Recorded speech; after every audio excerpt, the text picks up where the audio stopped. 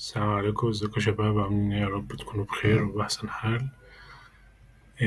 طبعا احنا كنا وصلنا آخر حاجة في الشرح للإنكم ستيتمنت and other comprehensive income. كنا حلينا تقريبا كده يعني 20 سؤال على محاضرتين، بهدف إن احنا منخليش تكدس في المعلومات، لأن بيكون فيها أفكار جديدة زي discontinued operation، إن هي لو هيديها لك مثلا نسبة الضريبة. في مثال كنا خدناه إن هو مديلك نسبة الضريبة 40%، فإحنا بنحسبها نت أوف تاكس، فبنجيب اللي هي 60% المكمل بتاع ال40، بحيث إن إحنا نحسبها بالنت أوف تاكس. وشفنا أفكار كتير على حسبة الكوست أوف جود سولد، وعرفنا كان في سؤال كده قال لك لو ادالك ريكومنديشن ان انت تنقص او تخفف الاوبريتنج اكسبنسز، ايه تأثيرها كان عن الاوبريتنج انكم. وكنا حلينا كده كام سؤال حلوين عن النظري. النهارده احنا جايين نخلص ان شاء الله مع بعض بقية الأسئلة بتاعت الانكم ستيتمنت، بحيث ان احنا نكون خلصنا 3 سب يونت من يونت 1 اللي هي كونسبت اوف فاينانشال اكاونتنج والبالانس شيت والانكم ستيتمنت. فخلينا نكمل كده ونخلص بقية الأسئلة بتاعت سب يونت 3 اللي هي الانكم ستيتمنت. طيب النهارده بيقول لك سؤال رقم 21: A company is preparing its financial statement in accordance with US GAAP. Listed below are select financial data for the company. Net income 950,000, depreciation 40,000, investment by owners 60,000, unrealized gain on available for sale security 90,000, foreign currency translation losses be 20,000. What is the amount that would be reported as comprehensive income؟ هو دلوقتي من السؤال ده عاوز يعرف ايه ال comprehensive income نتيجته من المعلومات اللي هو مديهاني. طبعا عرفنا ان احنا بنجيب ال comprehensive income عن طريق لما بنجيبها في one statement، بحيث ان احنا نجيب ال income statement ونكمل نحط الاربع بنود اللي هم الهيدنج والفورين كرنسي ترانزليشن والانريلايز هولدنج جين واللوسز، ونكمل ولحد ما نجيب الكوميرسيف انكم او نجيب قائمتين. طبعا ده سؤال برضو كان عن نظري، ان احنا الاول بنجيب قائمة النت انكم، بناخد الرقم بتاع النت انكم بنضيف عليه الاربع بنود او بنطرح منه سواء ربح او خسارة لحد ما نوصل للكومبريهنسيف انكم. طيب النهارده هو جايب لي النت انكم. طبعا النت انكم داخل في الديبريشيشن، فهو لازم يعني هتلاقيه جايب لك حاجات كده بحيث ان هو يبتدي يزاولك في السؤال، يعني بحيث ان انت تغلط. تمام. طيب هو النهارده مديني، انا قلت هجيب النت انكم، والنت انكم انا جبتها مخلصها ب 950. فالنهارده انا معايا النت انكم 950,000. تمام.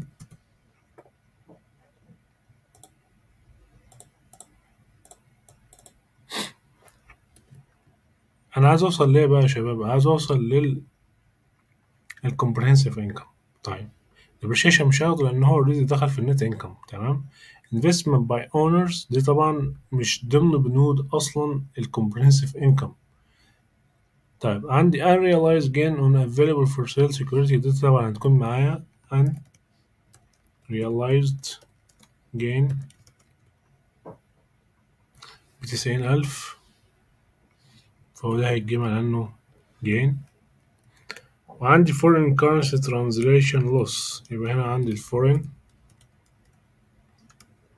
currency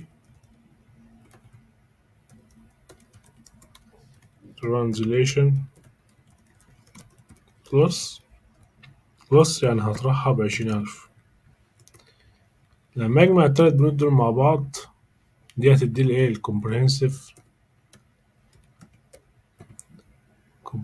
انكم. تمام يا شباب. دي طبعا حل السؤال الاول، طبعا ما فيهاش اي حاجه، هو بس فكره ان هو جايب لك ديبريشيشن في النص بحيث ان انت تتلخبط او ممكن تطرحه تاني او الكلام ده كله. تمام. فدي حل السؤال الاول، ولا هي 970 هي الاجابه الصح؟ مليون 20 الاجابه المليون 60 غلط، والمليون 120 غلط. طيب السؤال 22 بيقول لك ايه؟ A company used $200,000 of direct material during June.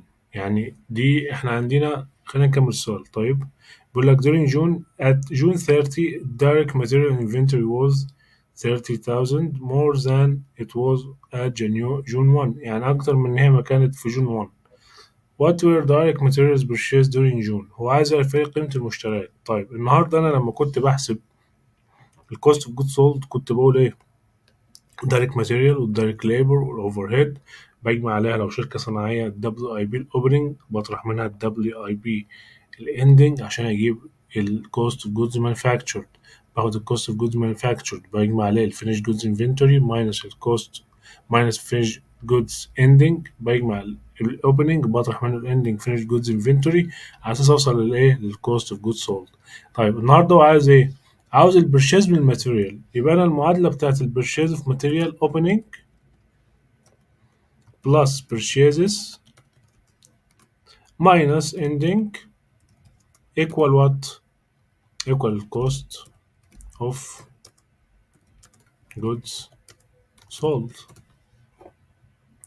طيب النهارده انا معايا الاوبننج 0، تمام.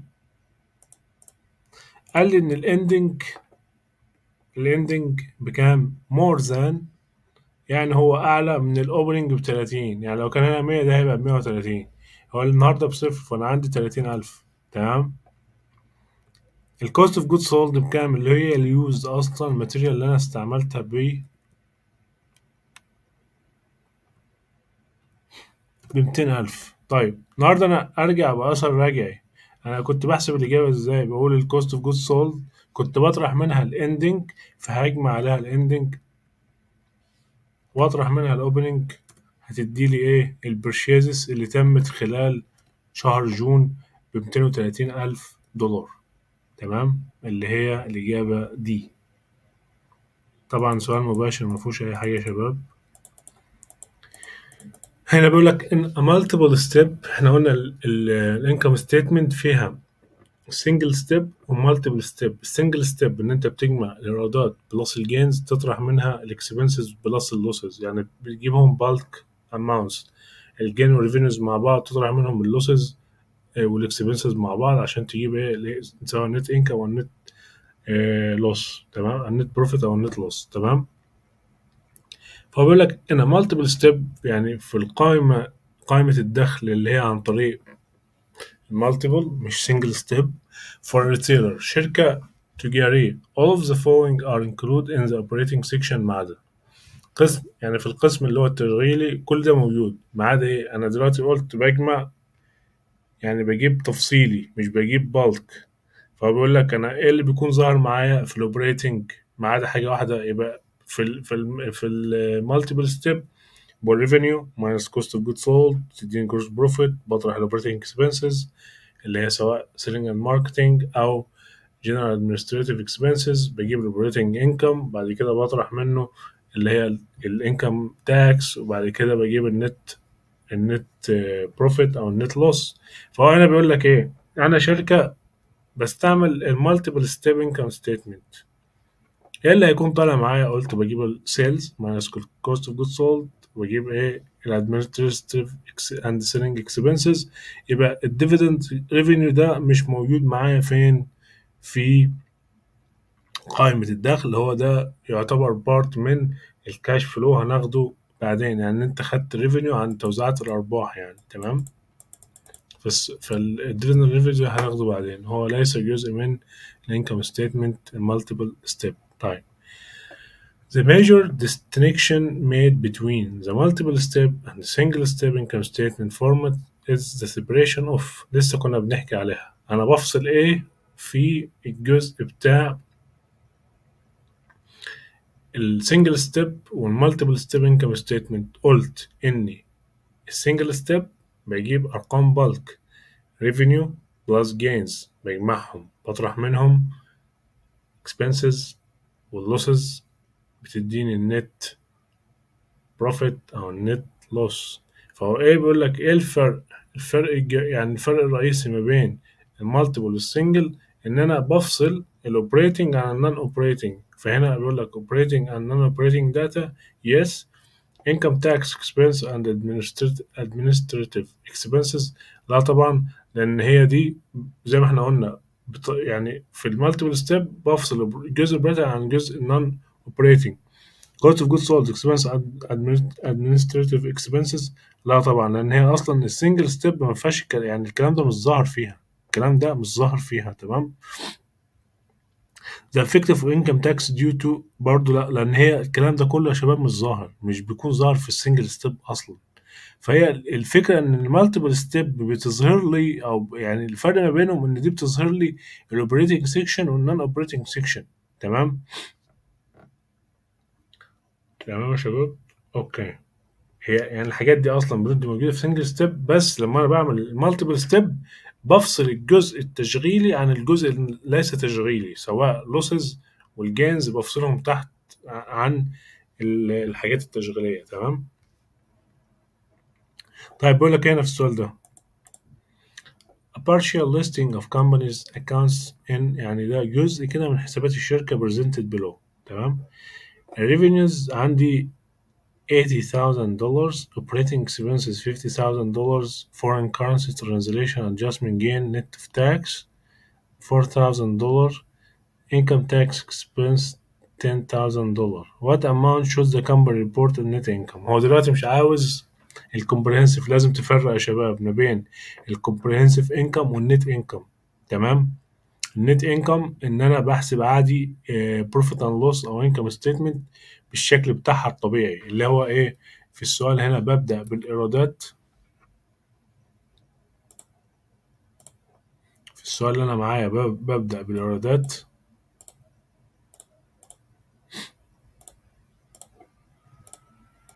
ببدأ بالريفينيوز اللي هي بتساوي 80,000، باخد الاوبريتنج اكسبنسز طبعا ماينس 50,000، دي هنا ايه operating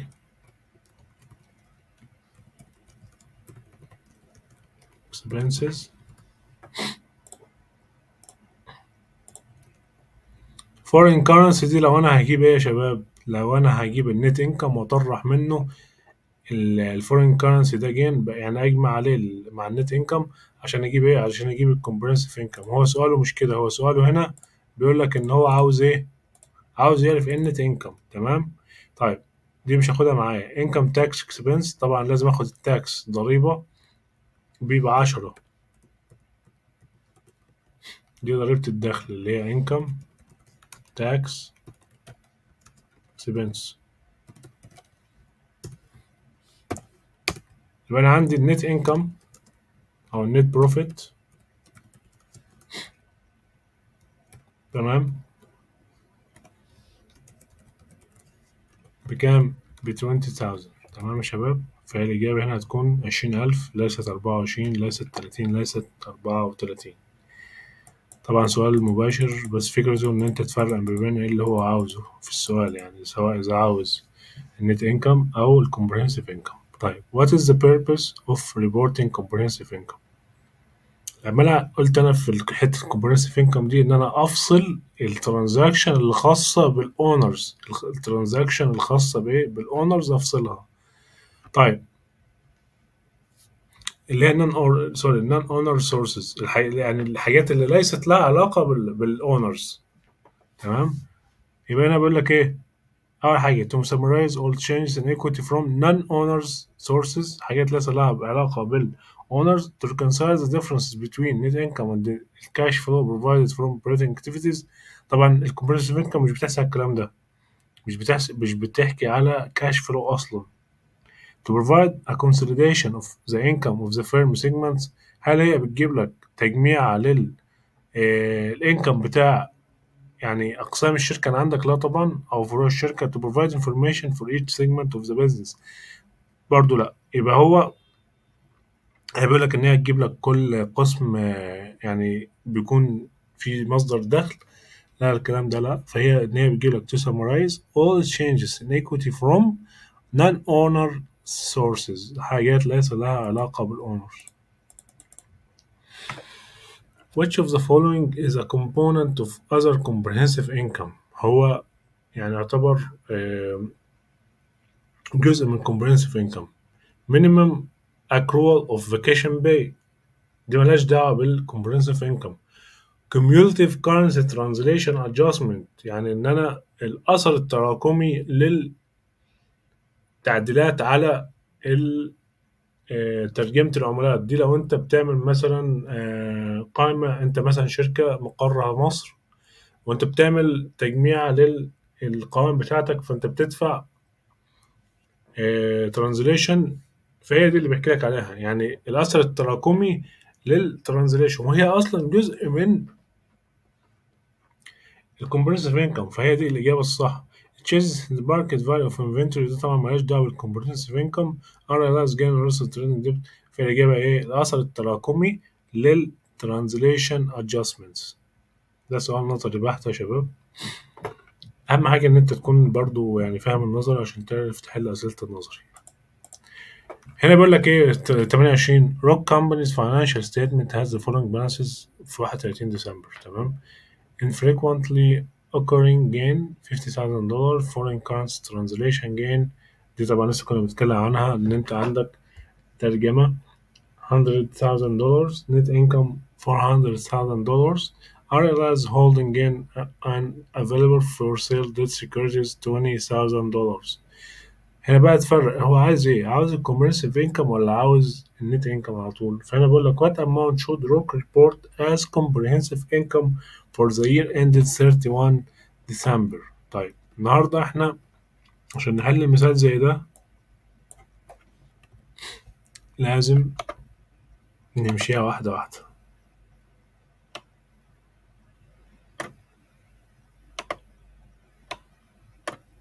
تمام. فاحنا قلنا هنبدأ ايه، هنبدأ نجيب النت انكم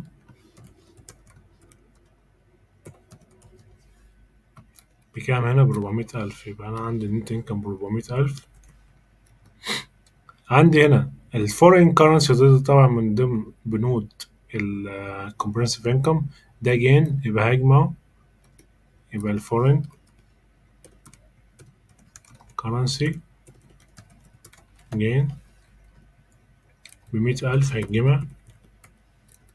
وعندي unrealized holding gain on available for sale، unrealized holding gain برضو جين هيتجمع، فده كله بلس. فانا هنا بيقول لك الكومبرهنسيف انكم، هتيجي تروح مجمع دول مع بعض، هتقول له ان الكومبرهنسيف انكم هساوي 520,000. تمام يا شباب. سؤال برضو مباشر وسهل يعني مفيهوش افكار جديدة، فالاجابة سي. تمام. Palmyra company has net income of $11,000. A positive $1,000 net cumulative effect of a change in accounting principle، يعني في 1000 اللي هي تجميع للتغييرات يعني في المحاسبة والكلام ده كله. طبعا خلينا نكمل. A $3,000 unrealized holding losses، خسارة من الديت سيكوريتي. A positive يعني هنا في loss ب3 وفي بوزيتيف ب2000 foreign currency translation adjustment and a 6,000 increase in the common stock. تمام يا شباب. What amount in Palmyra comprehensive income؟ نفس فكرة السؤال ده ونفس فكرة إن أنت تجيبها إزاي، بس إيه اللي هيتضاف وإيه اللي هيطلع هنشوف دلوقتي. فأنا نفس الفكرة هاخد هنا النت إنكم بكام. هنا النت إنكم قال لك هي has net income ب 11,000. تمام. أنا قلت باخد الفورين كرنسي ترانزليشن وباخد ال unrealized holding gain or losses وباخد الهيدجنج، ولو انا محتاج جزء اللي هو ايه للتأمينات المعاش يعني.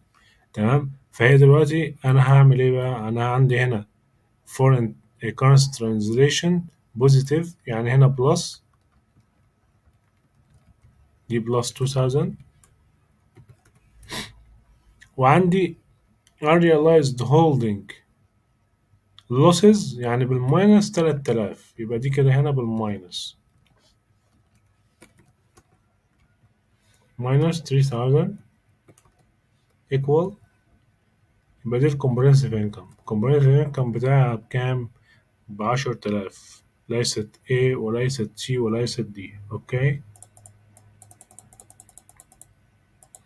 Which of the following items is not classified as other comprehensive income؟ اوكي، يعني بيقول لك ايه هو اللي ما يعتبرش جزء من ال other comprehensive income. Infrequent in occurrence gained from extinguishment of debt. طبعا دي هي الإجابة اللي ليست classified as other comprehensive income، بس خلينا نكمل. Foreign currency translation adjustment, gain on derivatives designed and qualifying as cash flow hedging، دي طبعا جزء من ال other comprehensive income. Unrealized holding gain for the year on available for sale marketable debt security. يبقى زي ما احنا قلنا إن في 4 حاجات، هو أنا مداني منهم 3 اللي هي ال foreign currency translation adjustment، gain on derivatives designed and qualifying as cash flow hedging، و unrealized holding gain for the year on available for sale for debt securities. يبقى هو ده الإجابة الأولى، هي ليست من ضمن بنود other comprehensive income.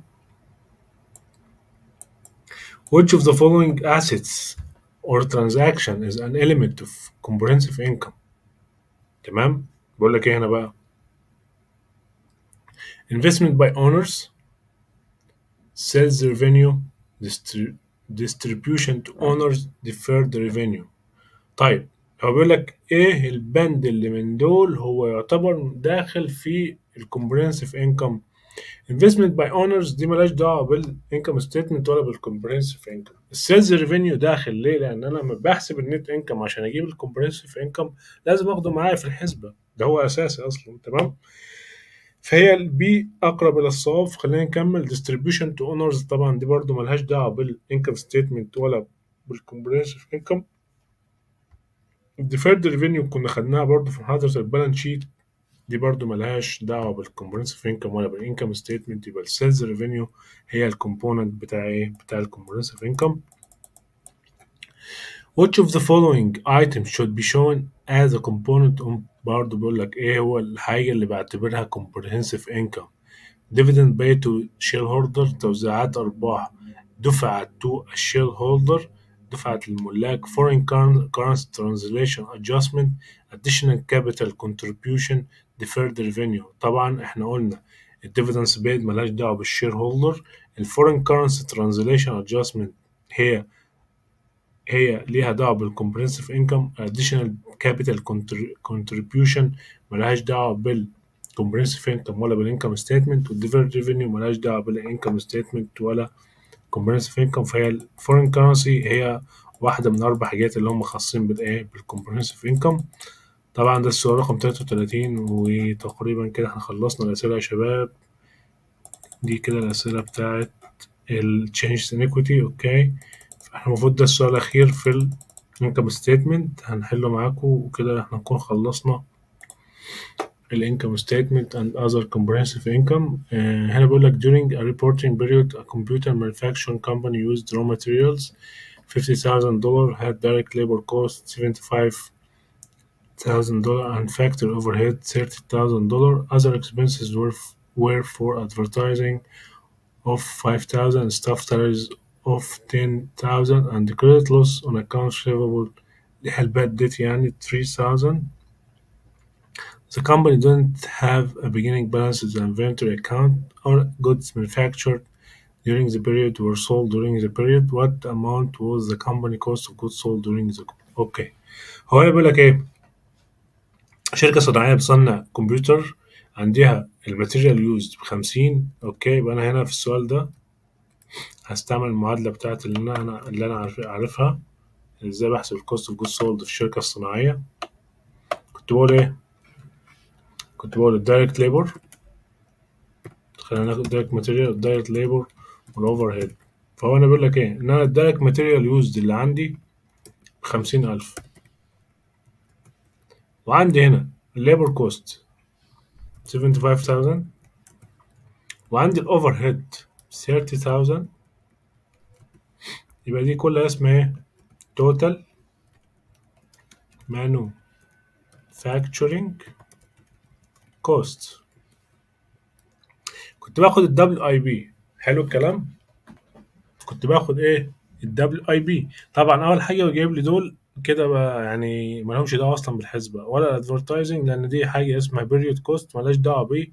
كوست اوف جود سولد دول كده بيريود كوست، الثلاثه دول. فانا بقول لك ايه، هو عاوز يحسب ايه؟ بيقول لك إيه هنا؟ the company didn't have beginning balances in an inventory account، ما عندهاش بقى opening balance. a goods all goods manufactured during the period اتباعت. يبقى دي كده ايه؟ يعني انا عشان اكمل المعادله معاكم، هنا عندي WIP opening work in progress مفيش،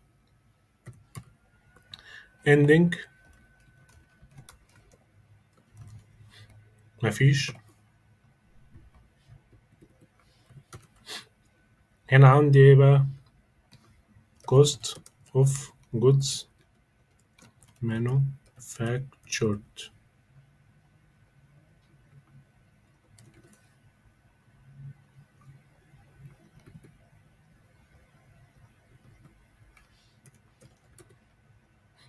اوكي سوري يا شباب معلش. فانا هنا بجيبها ازاي؟ بقول equal total cost total manufacturing cost plus opening minus ending.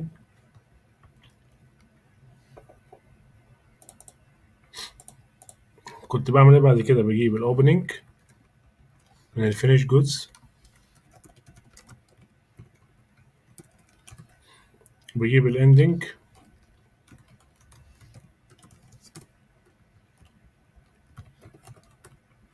ولا عندي اوبننج ولا عندي اندنج. بجيب بعد كده الكوست اوف جودز سولد equal 155 بلس ماينس، يبقى هي دي الإجابة 155. تمام يا شباب. فهي السؤال برضو مباشر، مفهوش أي فكرة جديدة غير إن أنت عندك المعطيات، هو مديلك حاجات هي أصلا بيريد كوست ليس لها علاقة بالكوست اوف جود سولد، بحيث إن هو يزاولك يعني. فأنت بس هي دي إيه، لو مشيت على المعادلة اللي إحنا عارفينها هتعرف تجيب الحل بسرعة. فهي الإجابة 155,000. بكده إحنا نكون خلصنا الأسئلة بتاعت الكونسبت اوف فاينانشال اكاونتنج، كان 10 أسئلة. البالانس شيت مش متذكر كانوا كام بالظبط، عشان أكون يعني أمين معاكم. الانكم ستيتمنت 33 سؤال خدناهم على يعني 3 محاضرات، بحيث إن إحنا المعلومات والأفكار ما تكونش تقيلة عليكم كده. بعتقد إن أنتوا حليتوا يعني لو سمعتوا ال3 محاضرات دول كده الأسئلة كلها بتاعت جلايم سهلة، ما فيهاش أي مشاكل معاكم يعني. وبالتوفيق لكم جميعا، ونشوفكم على خير إن شاء الله في الأسئلة اللي جاية. بالتوفيق.